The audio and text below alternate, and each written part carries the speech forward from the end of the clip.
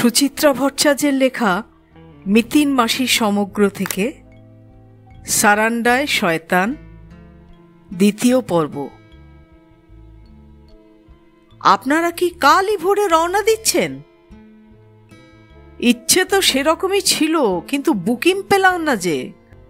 কাল পরশু দুদিনই থলকবাদ ফুল, একটাও রুম খালি নেই। এই সময়টায় জঙ্গলে একটু ভিড় থাকে বটে, শীতকালেও লোকজন হয়, তবে এতটা নয়। এখন তো ছেলে মেয়েদের সব পরীক্ষা শেষ, তাই খুব টুরিস্ট আসছে। আপনার হোটেলও তো ভর্তি, পুরো ভর্তি। আপনারা আরেকটু লেট করে এলে জায়গা দিতে পারতাম না। শ্রীকৃষ্ণ হোটেলের দোতলায় বারান্দায় বসে হোটেল মালিকের সঙ্গে কথা বলছিল পার্থ। এখন বসে বসে গল্প করা ছাড়া উপায়ও নেই। ঝমঝম বৃষ্টি হচ্ছে বাইরে, বাজ পড়ছে কড়াত কড়াত, বিদ্যুতের চমকে ফালা ফালা হয়ে যাচ্ছে আকাশ। হাওয়াও বইছে জোর, অনেকটা ঝড়ের মতন। ভাগ্যিস বারান্দাটা ঢাকা, নইলে এখানে বসাই যেত না। টুপুরেরও ঘরে মন টিকছিল না, সেও এসে বসেছে বারান্দায়। মেজাজটা তার টকে গেছে। ভেবেছিল আজ বিকেল সন্ধ্যাটা চাইবাসার রাস্তায় ঘুরে বেড়াবে মিতিন মাসির সঙ্গে। বৃষ্টি সব মাটি করে দিল। হোটেল মালিকটা বাঙালি, নাম অনন্ত চ্যাটার্জি। বাঙালি বোর্ডার দেখে নিজে থেকেই আলাপ জমাতে চলে এসেছেন। খোঁজ খবর নিচ্ছেন পার্থদের। অনন্তর কথায় সামান্য পশ্চিমী টান আছে। সম্ভবত দীর্ঘকাল চাইবাসায় থাকার কারণে। টুপুররা চাইবাসায় পৌঁছেছে বিকেলবেলা। জামশেদপুর থেকে 12:30 নাগাদ খেয়ে দিয়ে রওনা দিয়েছিল। মাত্র 65 কিলোমিটার রাস্তা। ভেবেছিল গাড়িতে ঘন্টা দেড়েক দুয়েক লাগবে, কিন্তু শেষ পর্যন্ত পড়ল প্রায় 3 ঘন্টারও বেশি। গোটা পথটাই বেজায় খারাপ, খানা খন্দে ভরা। সামলে সুমলে চলেও একবার টায়ার পাংচার হলো। গোদের ওপর বিস্ফোরা, বুম বুম বার 3 বমি করল গাড়িতে। সকাল থেকে চিপস চিবোচ্ছে। জামশেদপুরে নেমে একটা কোল্ড ড্রিঙ্কসও খেয়েছিল। জোর করে তাকে খানিকটা ভাত গেলানো হয়েছিল হোটেলে। দফায় দফায় সব উগরে দিল বুম বুম। গোটা পথ নেতিয়ে পড়ে রইল মা মাসির কোলে। একে গাড়ি ঝাঁকুনিতে সকলেরই কোমরের বল বিয়ারিং খুলে যাওয়ার দশা, তার সঙ্গে অসুস্থ বাচ্চা। চাইবাসায় এসে হোটেল খোঁজাখুঁজি ছকুমারিতে আর যায়নি কেউ। বড় রাস্তার ওপর শ্রীকৃষ্ণ হোটেলের হোর্ডিং দেখেই ঢুকে পড়েছে তৎক্ষণাৎ। এখন অবশ্য দেখছে হোটেলটা মন্দ নয়। অনন্তবাবুর হোটেলে দিব্যি একটা ঘরোয়া পরিবেশ আছে। রুমগুলো বেশ পরিচ্ছন্ন। জনা 3-4 কর্মচারী সর্বক্ষণ ছোটাছুটি করছে ঘরে ঘরে। শুধু এই বৃষ্টিটুকু না এলে টুপুরের আর কোনো আফসোস ছিল না। সারাটা পথ ঝকঝক করছিল রোদ্দুর। রাস্তায় চাকা বদলানোর সময় গা হাত পা তো ঝলসে যাচ্ছিল। হঠাৎ চাইবাসাতে যে কোত্থেকে অনাসৃষ্টি মেঘটা এলো। পাহাড়ি জায়গায় অবশ্য এরকম হয়, টুপুর জানে। গত বছর ক্লাস 7-এর অ্যানুয়াল পরীক্ষার পর এই সময়টাতেই গ্যাংটক বেড়াতে গিয়েছিল তারা।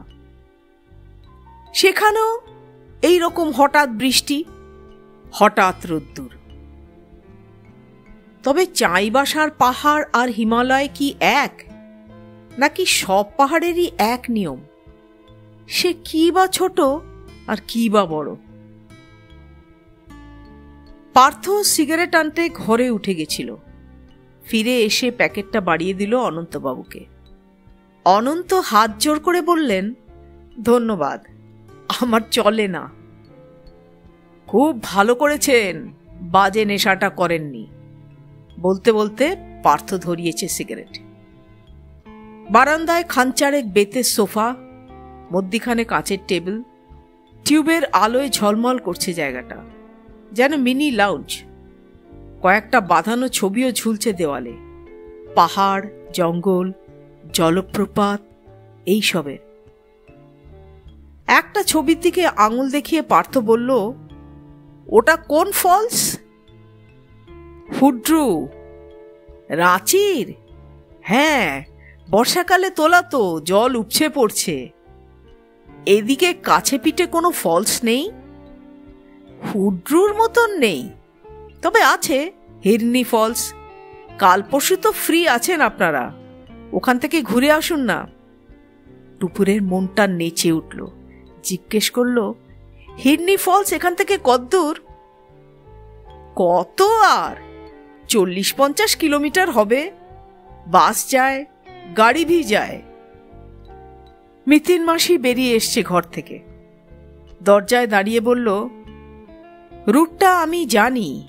হেসাডি বলে একটা আদিবাসী গ্রাম আছে, সেখানে নেমে 2-3 কিলোমিটার হাঁটতে হয়। অনন্তবাবু বললেন, বিলকুল ঠিক, কাল সারাদিন তবে ওখানেই আউটিং করে আসুন। যদি বলেন তো লাঞ্চও প্যাক করে দিতে পারি। এখানে কি কি দেখার আছে? চাইবাসা ছোট টাউন, এখানে আর কি দেখবেন? অনন্ত মৃদু হাসলেন। কয়েকটা বড় বড় তালাও আছে এখানে। তালাওকে বলে বাঁধ, রানী বাঁধ, শিব বাঁধ, মধু বাঁধ। আপার চাইবাসাও সুন্দর, মাঠ, বাগান, গভর্নমেন্ট বাংলো। হ্যাঁ, মুঙ্গালাল রুংটা গার্ডেন কিন্তু জরুর দেখবেন। কাল হিরনি ফলস থেকে ঘুরে এসে এত সব দেখা যাবে?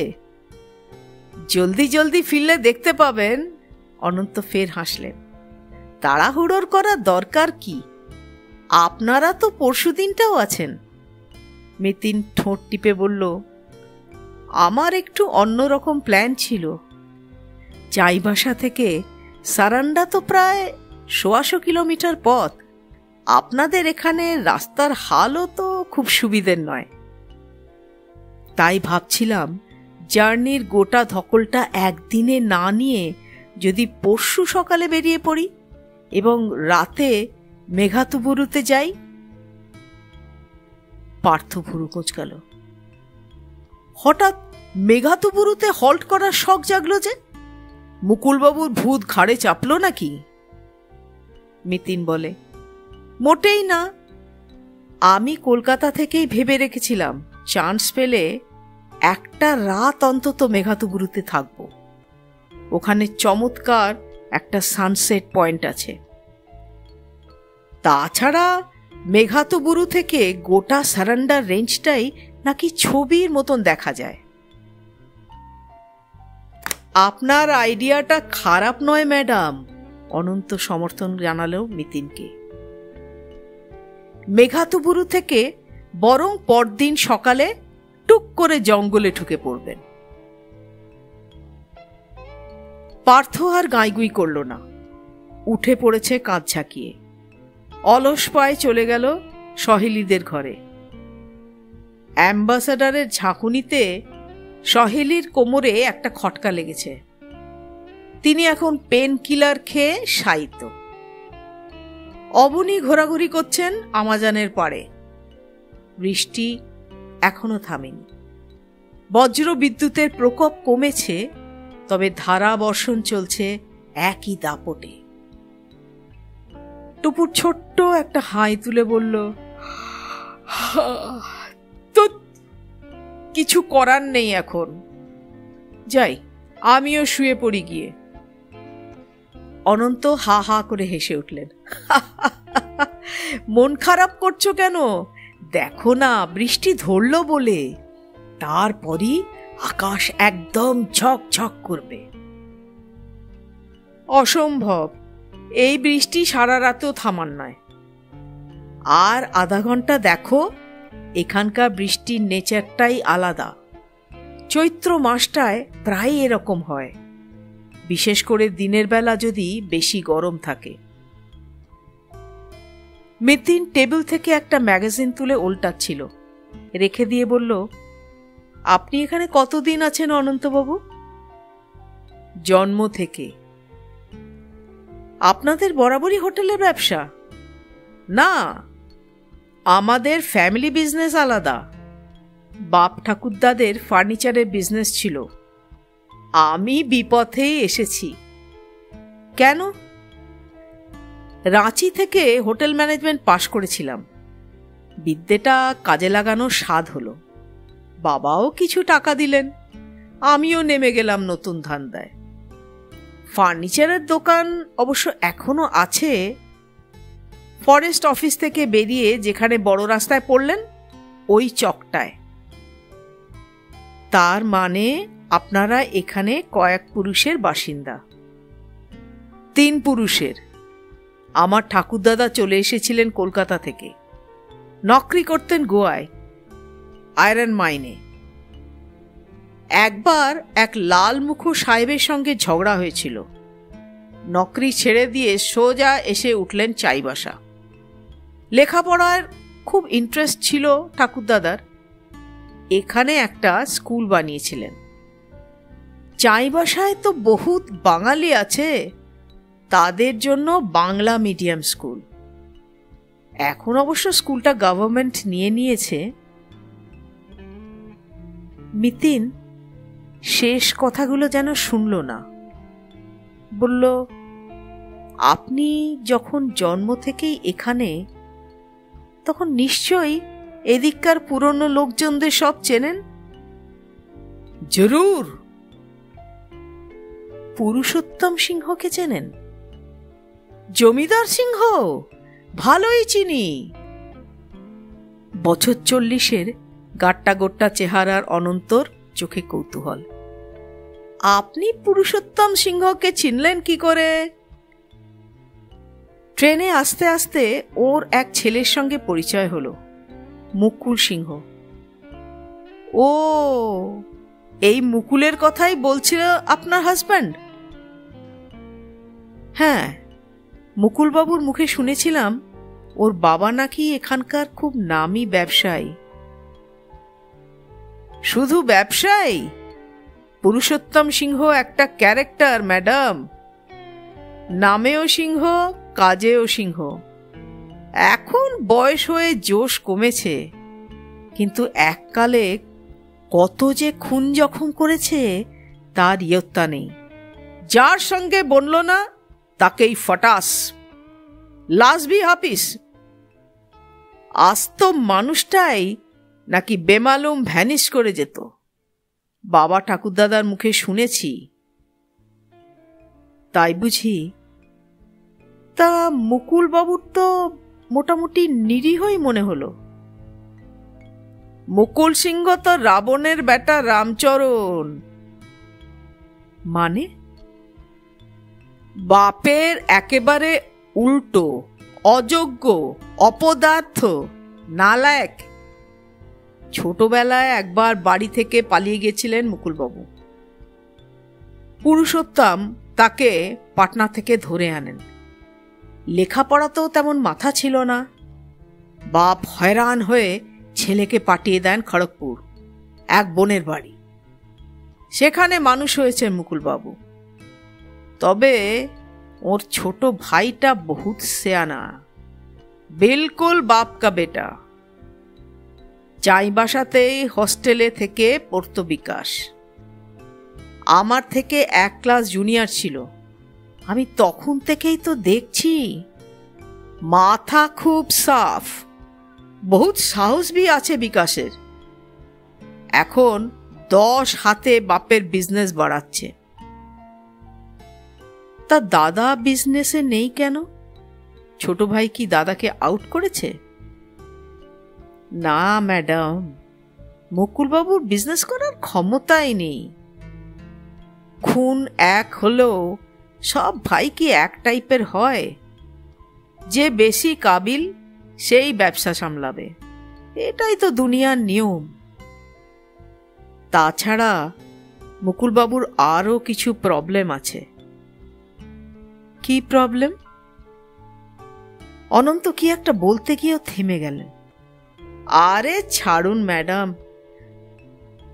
সবাই আমরা এক মুলুকের লোক, কি হবে মিছিমিছি নিন্দে করে? কোথায় কি উড়ো কথা শুনলাম, তাই নিয়ে একজনের নামে বদনাম করা ঠিক হবে না। কেন, কি শুনেছেন? বললাম তো ছাড়ুন। অনন্ত উঠতে উঠতে টুপুরকে বললেন, এই যে মেয়ে, দেখো বাইরের বৃষ্টি থেমে গেছে কিনা। বারান্দার ঘেরাটোপ তুলে দিয়ে টুপুর হাঁ। কোথায় বৃষ্টি? আকাশে দিব্যি তারা ফুটে গেছে। উত্তরে একটু একটু বিদ্যুৎ চমকাচ্ছে বটে, তবে তা অনেক দূরে, আকাশের একেবারে শেষ প্রান্তে। টুপুর প্রায় নেচে উঠল। মিতিন মাসি, এখন বেরোবে? অনন্ত বলল, যান না, ঘুরে আসুন। চাইবাসা বহুত পিসফুল জায়গা।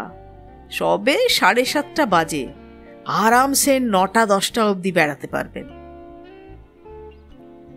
অনন্ত চলে যাওয়ার পর মিতিনও বসে আছে চুপটি করে।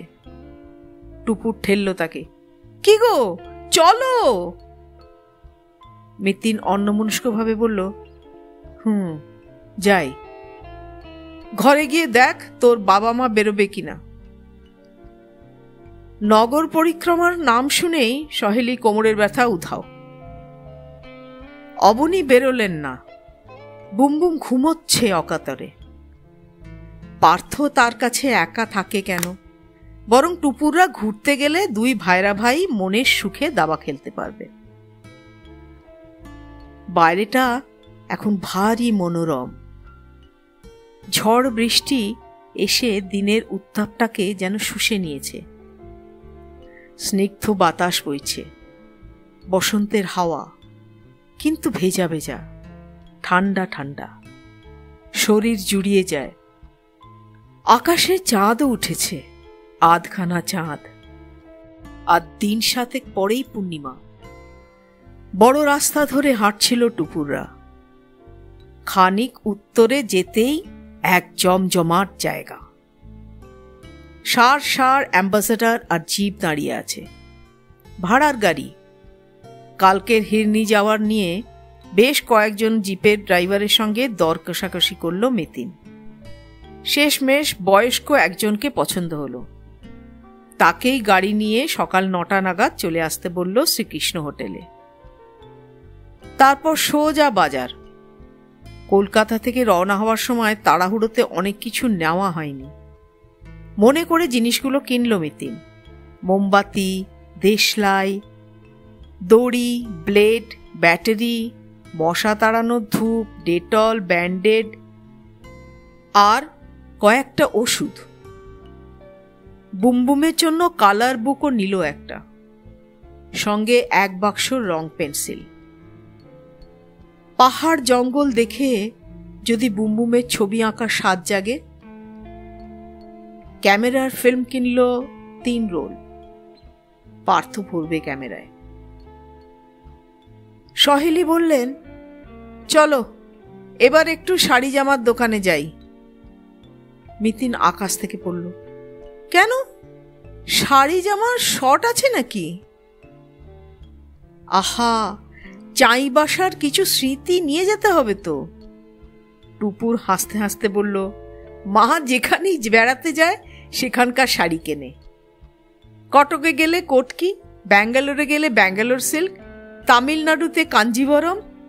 মিতিন হেসে কুটোপাটি, এখানে তুই চাইবাসা সিল্ক খুঁজবি নাকি বর্দি?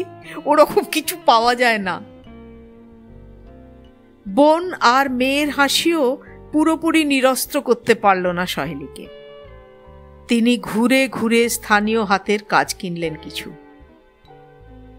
আদিবাসীদের হাতের কাঠের তৈরি পুতুল, ছোট ছোট মুখোশ। কলকাতায় গিয়ে একে তাকে উপহার দিতে হবে তো। প্রায় প্রতিটি বস্তুই কলকাতায় পাওয়া যায়, চাইবাসার থেকেও সস্তা। তবুও ফেরার পথে একটা সিনেমা হলের সামনে দাঁড়িয়ে ফুচকা খেল টুপুররা। কলকাতার মতো স্বাদ নয়, তবু মন্দ কি।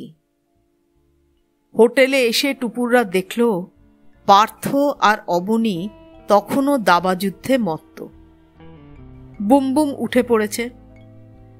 সে এখন লাউঞ্চের মতো জায়গাটায় বসে গল্প করছে হোটেলের এক কর্মচারীর সঙ্গে। লোকটা আদিবাসী, বছর 28-30 বয়স, গোল মুখ, গায়ের রং চকচকে কালো, চোখের মণি দুটো অসম্ভব উজ্জ্বল। টুপুররা হোটেলে পা রাখার পর থেকেই লোকটা সর্বক্ষণ হাসি মুখে ফাই ফরমাস খাটছিল টুপুরদের। নামটাও বেশ মিষ্টি, ধানুয়া। সে কথা বলে ভাঙা ভাঙা বাংলায়, তবে বুমবুমের সঙ্গে গল্প করতে তার খুব একটা অসুবিধে হচ্ছে না, কারণ সে শুধু শুনে যাচ্ছে আর বুমবুমই বকছে একতরফা।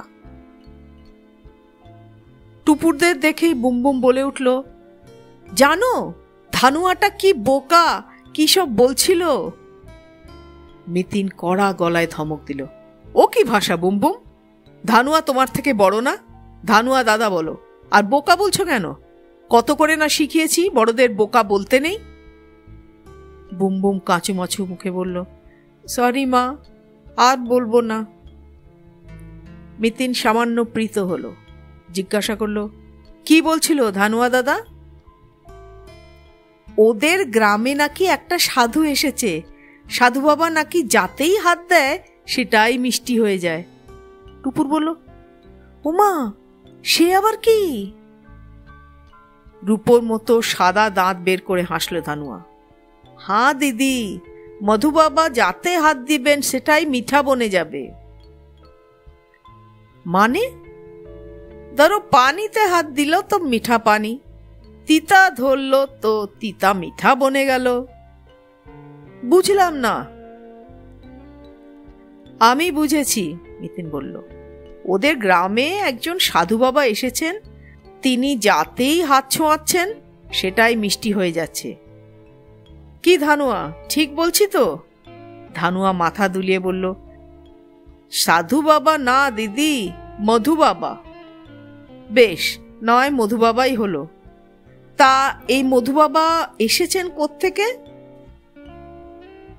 জানি না দিদি, কেউ বলে হিমালয় থেকে এসেছে, কেউ বলে সাগর থেকে। মধু বাবা ছুঁয়ে দেওয়া মিঠা পানিতে সবার সব বিমারি সেরে যাচ্ছে। টুপুর অবিশ্বাসের সুরে বলল, তুত, যত সব গাঁজাখুরি গল্প। ওভাবে বলতে নেই টুপুর, সহেলি চোখ পাকালেন। সাধু সন্ন্যাসীদের কত রকম অলৌকিক শক্তি থাকে তুমি জানো? ওই শক্তি তারা পান যোগ বলে, কঠোর তপস্যা করে। যোগ বলটা কি মা? টুপুর ফিক করে হাসল। ফুটবলের মতো কিছু? ফাজলামি করো না, সাধু সন্ন্যাসীদের নিয়ে ঠাট্টা করলে পাপ হয়। টুপুর ফের কিছু বলতে যাচ্ছিল, মিতিন হাত তুলে থামালো তাকে। ধানুয়াকে প্রশ্ন করল, তোমার গ্রামটা কোথায়? করমপাদা। সেটা কোথায়? মেঘা তো বুরুর পরে, জঙ্গলে। আপনারা তো থলকোবাদ যাচ্ছেন, ওই পথেই পড়বে। তাই নাকি? থলকোবাদ থেকে করমপদা কত দূর? বেশি নয় দিদি, মাত্র 8 মাইল। রোজ কত দূর দূর থেকে লোক আসছে সেখানে মধু বাবাকে দেখতে। সহেলি বললেন, আমরাও তো তাহলে একবার করমপদা ঘুরে যেতে পারি। কত অ্যালোপ্যাথি হোমিওপ্যাথি করলাম, হাঁটুর ব্যথা তো পুরোপুরি সারছে না। যদি মধু বাবার কৃপায়। মিতিন বলল, যাওয়াই যায়। টুপুর অবাক চোখে তাকালো। মিতিন মাসি, তুমিও এসব বিশ্বাস করো? হালকা হাসল মিতিন। আহা, একটা নতুন অভিজ্ঞতা তো হবে। চাইবাসা থেকে মেঘাতুবুরুর যাওয়ার রাস্তাটাও মোটেই ভালো নয়। টাউনের সীমানা ছাড়ানোর পর প্রথম ৩-৪ মাইল তাও চলনসই ছিল, কিন্তু এখন যা শুরু হয়েছে তাকে এক কথায় বলা যায় অকহতব্য। একে মালভূমি অঞ্চলের ঢেউতলা পথ, তাই রাস্তা জুড়ে ইয়া গর্ত। গর্ত নয়, গহ্বর। কোথাও কোথাও তো পিচের চিহ্ন মাত্র নেই। খোয়া আর স্টোন চিপস ছড়িয়ে রয়েছে রাস্তাময়। আর ধুলো কি, বাপস! জিপের জানলার কাচ একটু সরল কি না সরল, অমনি লাল লাল গুঁড়ো ঝাপটে ঢুকে পড়ছে ভেতরে। কাল হিরনি যাওয়ার রাস্তা এর চেয়ে অনেক ভালো ছিল। সালোয়ার কামিজের ওড়না নাকে চেপে আছে মিতিন। ড্রাইভারকে জিজ্ঞাসা করল, আপনারা এখানে গাড়ি চালান কি করে? শক অ্যাবজর্বার বসে যায় না? জিপ চালকের নাম নজরুল হোসেন, বছর 60 বয়স, চাইবাসাতেই বাড়ি। এক সময় দীর্ঘকাল ঝাড়গ্রামে ছিলেন, কথা বলেন ঝরঝরে বাংলা। নজরুলের জিপেই কাল হিরনি ফলস গিয়েছিল টুপুররা। তখনই নজরুলের সঙ্গে বেশ ভাব জমে গেছে টুপুরদের। ধারা সরু হলেও জঙ্গল জঙ্গল পরিবেশে হিরনি জলপ্রপাত টুপুরের মন্দ লাগেনি। কাছেই হেসাডি গ্রামটাও পটে আঁকা ছবির মতো সুন্দর। তবে সব থেকে বেশি ভালো লেগেছে নজরুলকে। মানুষটি ভারী রগুড়ে, মজার মজার কথা বলেন। তার ভাষাতে সর্বক্ষণ গাড়ি আর গাড়ির কলকবজার উপমা। প্রকাণ্ড এক গাড্ডা দক্ষ হাতে কাটিয়ে দিতে দিতে বললেন, শুধু গাড়ি কেন দিদি, আমাদের বডি শক অ্যাবজর্ভার গুলোর কথা ভাবুন। পাজরা স্প্রিং পাত্তিগুলো তো বসে গেছে কবেই, এখন নাট বল্টু খুলে খুলে পড়ার দশা। এই রাস্তায় আর 1-2 বছর টানতে হলে আমার ইঞ্জিনই পুরো বসে যাবে। পার্থ সামনের সিটে নজরুলের পাশে। সে টিপ্পনি কাটল, মেঘাতুবুরুর অবধি আমাদের ইঞ্জিনও ঠিকঠাক থাকবে তো? সহেলি তেতো মুখে বললেন, এইসব রাস্তাঘাট ছড়ানো হয় না কেন? গাড়ি ঘোড়া তো দেখছি এদিকে কম চলে না। আবেদন নিবেদন হয়েছে দিদি, গভর্নমেন্টও ভাবনা চিন্তা করছে। নজরুলের ফের স্বরশক্তি। তবে নতুন স্টেট, নতুন সরকার এখনো ভালো করে পিক আপ নেয়নি। টুপুর বলে উঠল, এটা তো এখন আর বিহার নয়, ঝাড়খণ্ড, তাই না? নিতিন মাসি বলল। ঝাড়খণ্ড মানে কি বলতো? কি? ঝাড় মানে জঙ্গল বা ঝোপ, ঝাড়খণ্ড মানে জঙ্গলময় স্থান। এদিকে সর্বত্রই একসময় জঙ্গল ছিল। গ্রাম শহর যা গড়ে উঠেছে সব কিন্তু এই জঙ্গল কেটে কেটে। এখানকার নামগুলোতে তাই দেখবি জঙ্গলের ছাপ।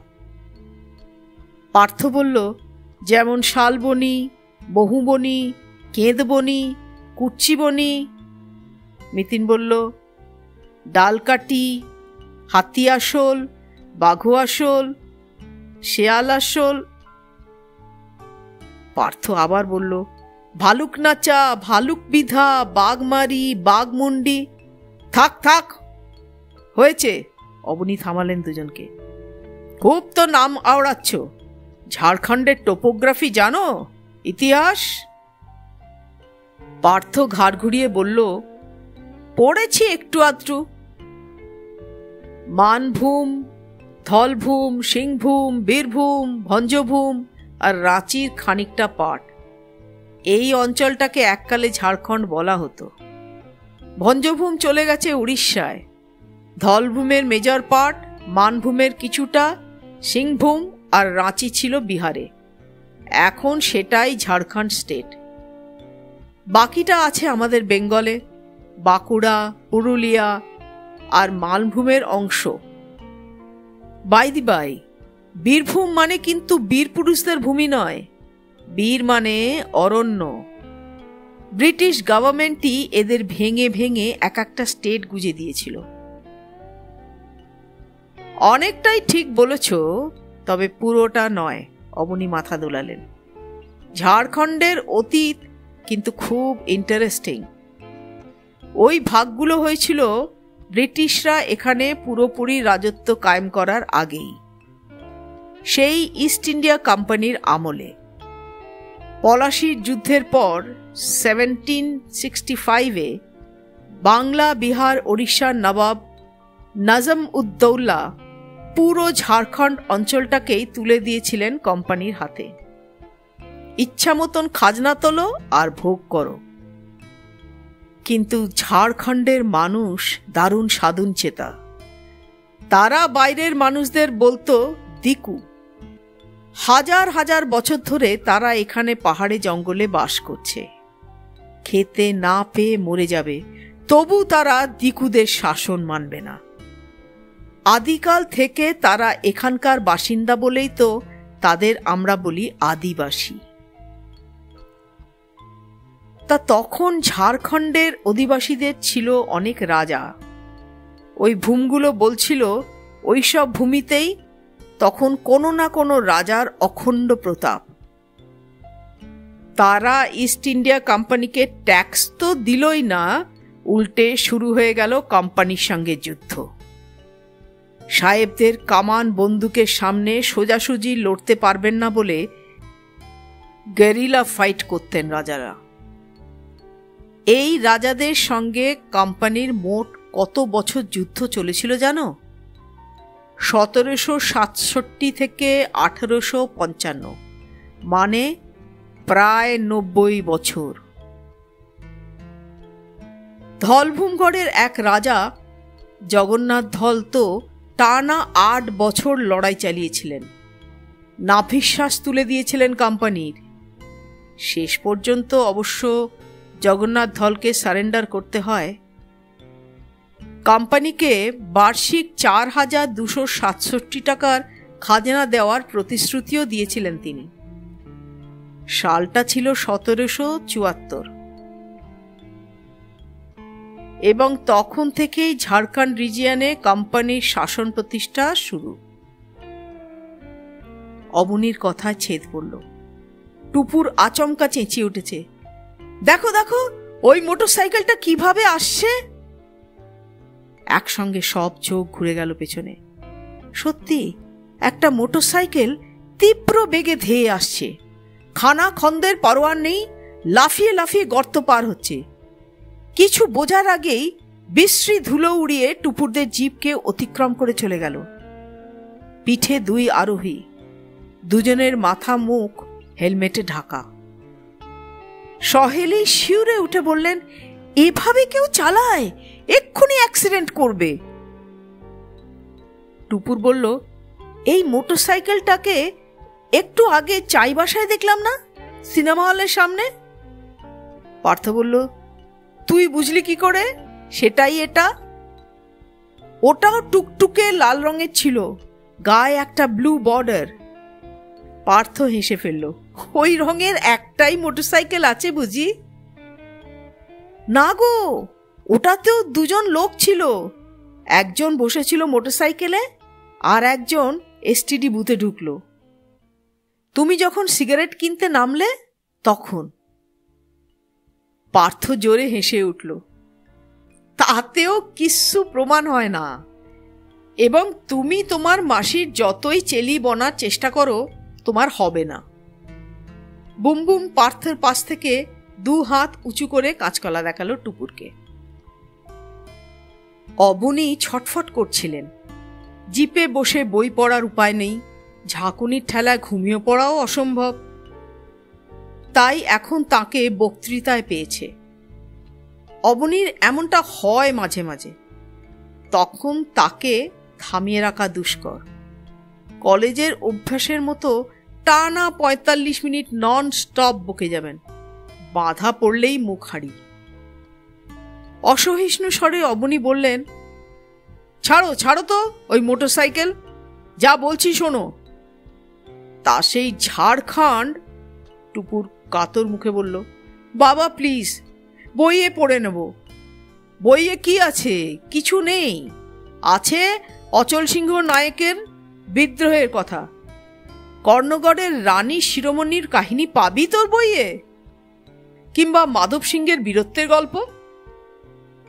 জমিদার দুর্জন সিং কিভাবে অম্বিকানগর আর সুপুরে কোম্পানির ফৌজের সঙ্গে লড়াই করেছিলেন তার কথা তোর কোন ইতিহাস বইতে আছে? এই সিংভূমে একটা কোল বিদ্রোহ হয়েছিল, সে খবরই বা কজন রাখে? পার্থস্বর করুন।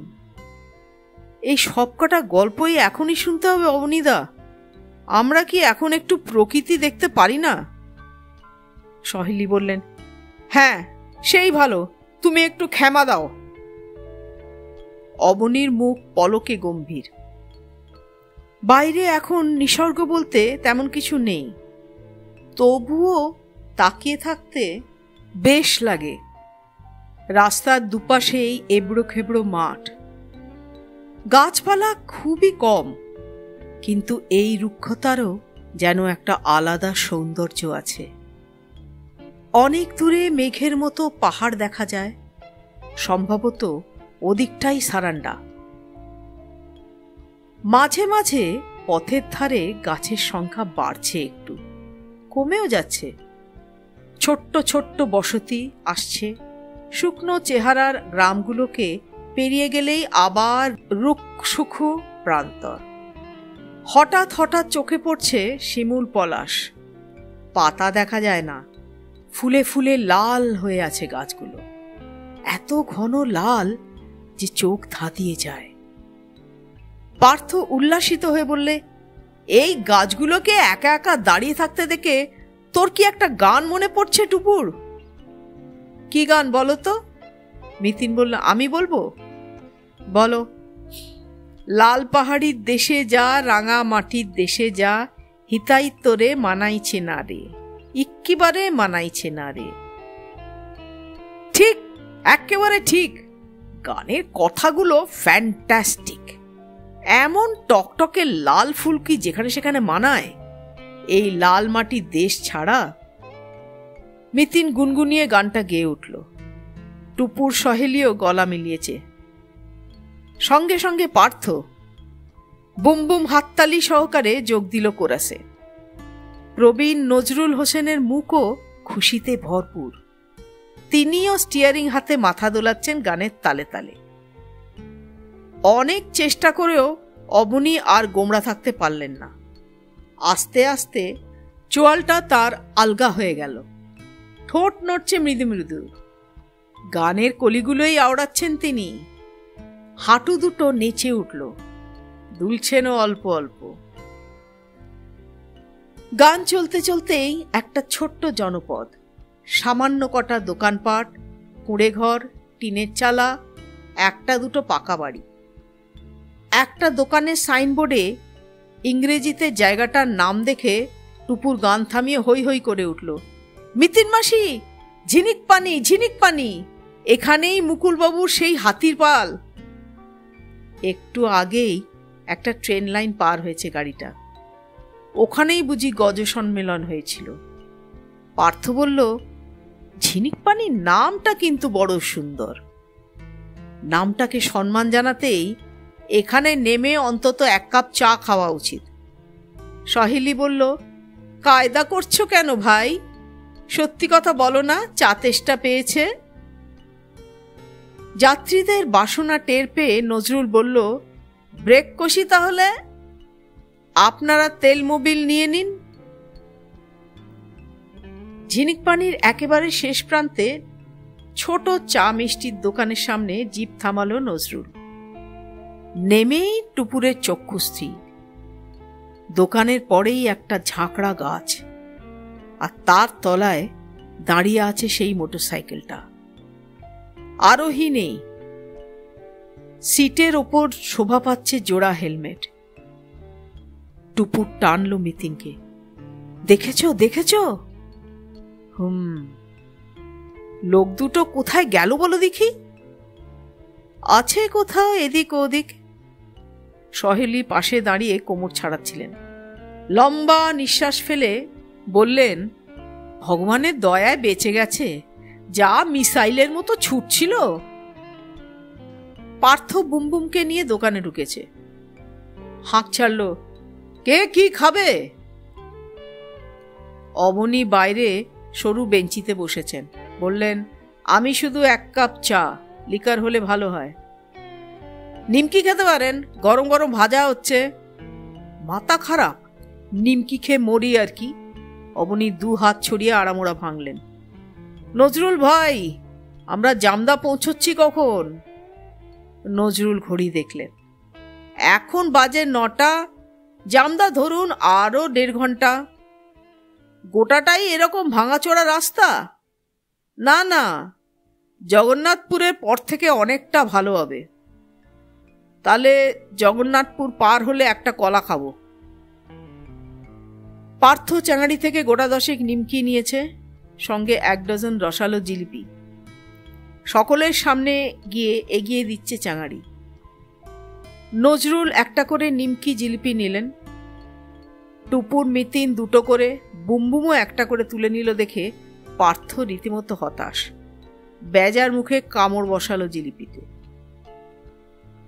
টুপুর নিমকি খেতে খেতে জায়গাটা দেখছিল। স্থানীয় মানুষদেরও, সবাই প্রায় আদিবাসী। মোটা নাক, পুরু ঠোঁট, কৃষ্ণবর্ণ স্বাস্থ্য। পোশাক খেটো ধুতি, 2-1 জন ছাড়া বেশিরভাগেরই খালি গা। তবে মহিলাদের শাড়িগুলো দিব্যি রংচঙে। বাচ্চা কোলে একটা বউ হাঁ করে এদিকে তাকিয়ে। কানে মোটা দুল, বাদামি চুল, টেরচা খোঁপা। চাপা গলায় টুপুর জিজ্ঞেস করল, মিতিন মাসি, এরা কি সাঁওতাল? মিতিন দুদিকে ঘাড় নাড়ালো, বলল, মুন্ডা কিংবা ওঁড়াও। এদিকে হো উপজাতির লোকও অনেক আছে, তবে এরা বোধহয় হো নয়। আর এই অঞ্চলে সাঁওতাল তো প্রায় নেই। কিন্তু সব চেহারায় তো মোটামুটি এক। না রে, খুঁটিয়ে দেখলে তফাৎ বোঝা যায়। সকলেই অস্ট্রিক অরিজিন, তবে কিছু ডিফারেন্স আছে। চুলের কালারে, মুখের শেপে। আমরা আলাদা আলাদা করতে পারি না, সেটা আমাদের চোখের দোষ। চা এসে গেছে। অবনী লিকার হয়নি, সবই দুধ মেশানো এবং ভয়ঙ্কর গরম। রয়ে শোয়ে ফুঁ দিয়ে দিয়ে গ্লাসে চুমুক দিচ্ছে টুপুর। তখনই মোটরসাইকেলের 2 আরোহী উদয় হলো। ঝাঁকড়া গাছটার গা দিয়ে সরু পায়ে চলা পথ নেমে গেছে গ্রামের দিকে। সেই পথ বেয়েই হঠাৎ উঠে এসেছে লোক দুটো।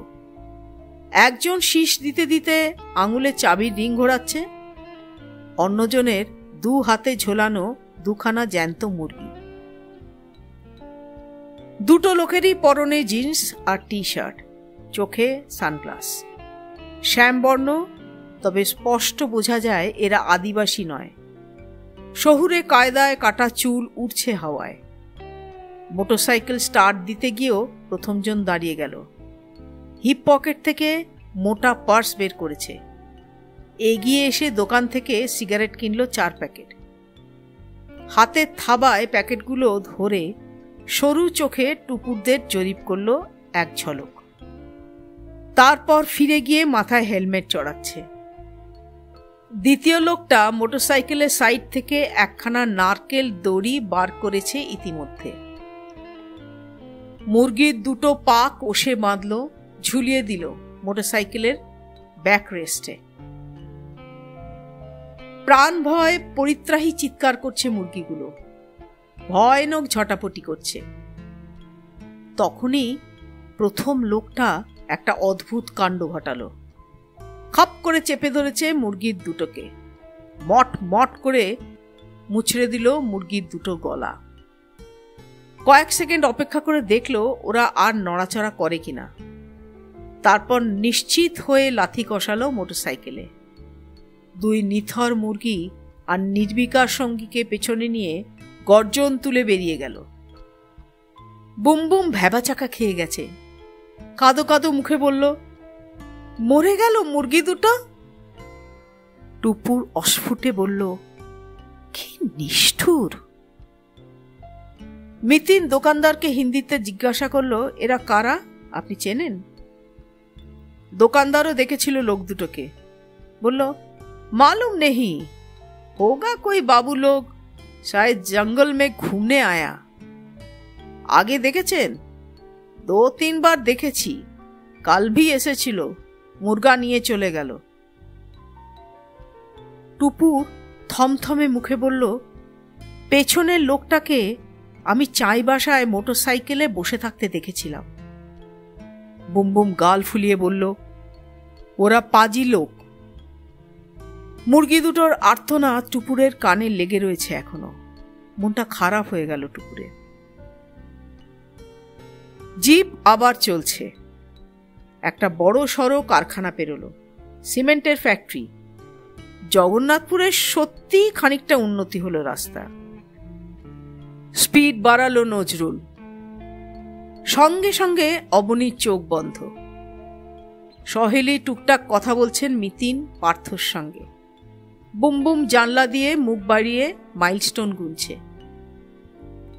একটা বাঁকের মুখে বিশাল একটা গর্ত। নজরুল প্রথমটা খেয়াল করেনি। শেষ মুহূর্তে ক্লাচ ব্রেক চাপলেন প্রাণপণে। প্রবল ঝাঁকুনি খেয়ে থরথর কেঁপে উঠল গাড়ি। ব্যাস, তারপর থেকে জিপ আর গতি তুলতে পারে না। গিয়ার বদল করে অ্যাক্সিলারেটরে চেপে চালাতে চেষ্টা করছেন নজরুল। জিপ তবু হেঁচকি তুলেই চলেছে। পার্থ উদ্বিগ্ন মুখে জিজ্ঞাসা করল, কি প্রবলেম হলো নজরুল ভাই? মনে হচ্ছে লাং ইনফেকশন। গাড়ির ফুসফুসটাই গেছে। জামদা পৌঁছে গিয়ার বক্সটা একবার দেখাতে হবে। ক্লাচ প্লেটের গন্ডগোল নয় তো? তাও হতে পারে, প্লেটও ক্ষয়ে যেতে পারে। অবশ্য যদি বলেন মেঘাতুবুরু অবধি এইভাবে টেনে দিতে পারি। গাড়ি একটু ঢুকতে ঢুকতে যাবে, এই যা। মিতিন বলল, না না, সেটা কিন্তু রিস্ক হয়ে যাবে। মেঘাতুবুরু যেতে প্রায় 3000 ফিট উঠতে হবে। চড়াইয়ের সময় গাড়ি যদি সেন্সলেস হয়ে যায়, তাহলে জামদাতেই চেক আপটা করিয়ে নি, কি বলেন? সত্যি সত্যি জোরো রুগীর মতো ধুকতে ধুকতে জিপ জামদা পৌঁছালো প্রায় মিনিট 20 পর। বেশ বড় টাউনশিপ, রীতিমতো ঘিঞ্জি। দোকানপাট আছে অজস্র। গাড়ি সারানোর গ্যারেজও আছে বেশ কয়েকটা। বাঁয়ে এক সরু গলিতে ঢুকে জয় হনুমান মোটর ওয়ার্কসে জিপ নিয়ে গেল নজরুল। এই গ্যারেজের মালিক নাকি তার খুব চেনা।